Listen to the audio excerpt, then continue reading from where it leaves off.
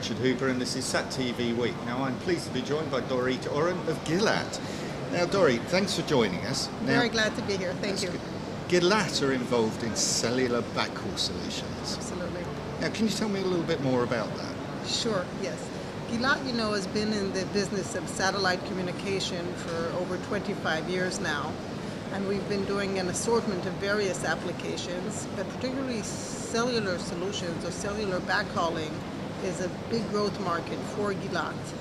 What we're seeing is with the surge of data needs today over mobile phones, there's more and more demand for satellite backhauling, and I'll explain why. We're seeing really a convergence of several trends. On the one hand, we have the need for data growing and more people using mobile phones or smartphones. So we're seeing more and more LTE networks on the one hand.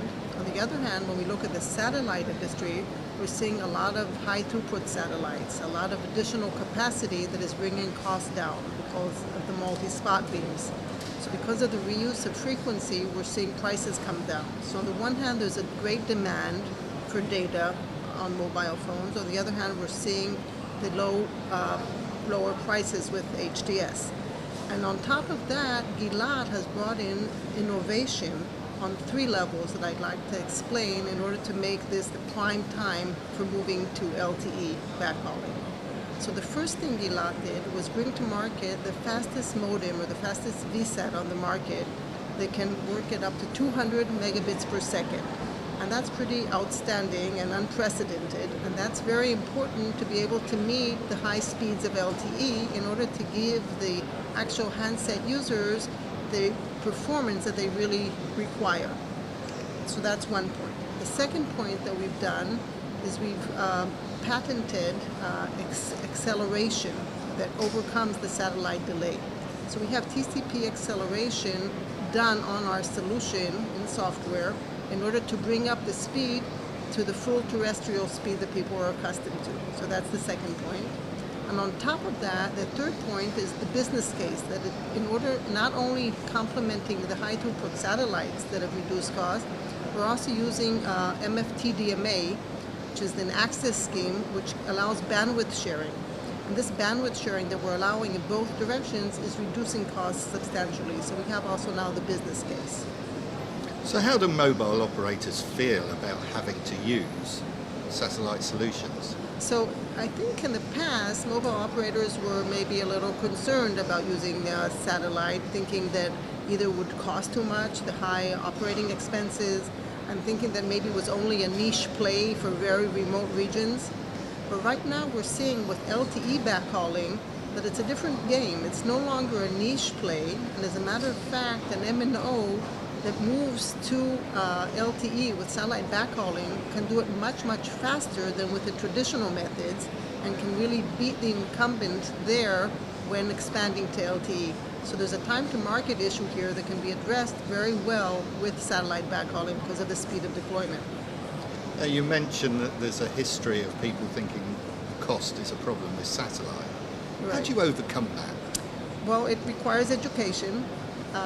To explain that there's some changes that have happened in the industry, and those changes have to do a lot with the launch of many new satellites over the last few years and more anticipated that are reducing the cost of satellite bandwidth by an order of magnitude. So this is a fantastic decrease in cost, and the high costs that people used to hear about are no longer the case, and that is making a huge difference. So people are beginning to hear that and ask about that and understand that there's actually a business case here, that it's not something only for a niche play. Now, I assume when you say about new satellites being launched, we're talking about the impact of HTS satellites. Absolutely, the high throughput satellites, the HTS satellites, and there's an abundance of them, and we see programs from all the major satellite operators, and we're partnering with many of them. And together, I think we're bringing very interesting solutions to the market. Are they really the game changer that everybody is talking about? I think they're part of the game changer. I think there's a few issues happening together. As I mentioned before, there's the issue of the prices coming down, and that's a game changer. But also there's the need issue. When we talk about cellular and the need for data, which is really unprecedented, this everybody's talking about the ubiquitousness of mobile phones and how people are not looking at each other anymore, but looking all the time at their handsets. And they're not talking, they're moving data. So it's LTE and it's data, and that's also changing the game. So there's a few factors that are converging together, of course, with what I mentioned of technology innovations that are making it not only possible, but also economically feasible.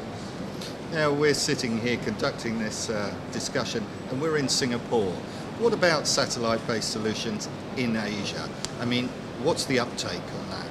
We're seeing a lot of interest here, actually not only, but of course also here. We've deployed several cellular solutions around the world, specifically for LTE. I cannot mention the vendor name, but a large operator in Japan has tested our solution and has seen amazing high results in terms of performance. And we're very proud of that test that was done. We came up way on top, meeting the very high performance requirements of the cellular handset. So we're seeing that definitely happening in Japan, and there's some other opportunities in Asia. But in Asia, we're seeing also opportunity for installations of cellular solutions in remote areas that are not only the backhaul, but also the cell that we're providing right now. And I'd like to talk about that a little bit, if that's okay. We're in the business, of course, of the satellite backhaul.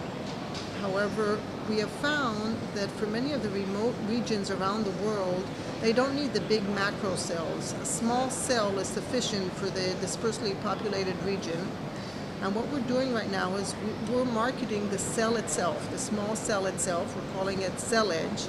And that is a solution that we're marketing together with the backhaul. So we have a complete integrated solution of the small cell and the backhaul in order to address the needs of these remote areas at a very efficient cost because of this tight integration, giving the high performance and therefore also reducing the cost. Now, Gilat has been around for a long, long time. How do you keep ahead of the game? Well, a lot of hard work in R&D, a lot of innovation, like some of the things I mentioned, like that example with the Capricorn, that 200 megabit per second VSAT. That's one. It's the acceleration techniques that we've developed that are now patent pending to accelerate the performance over satellite. We have R&D centers in several places in the world, not only in Israel, but other locations as well. And it's a lot of work to keep up and innovate with the technology. Doreen, thank you very much. Thank you very much.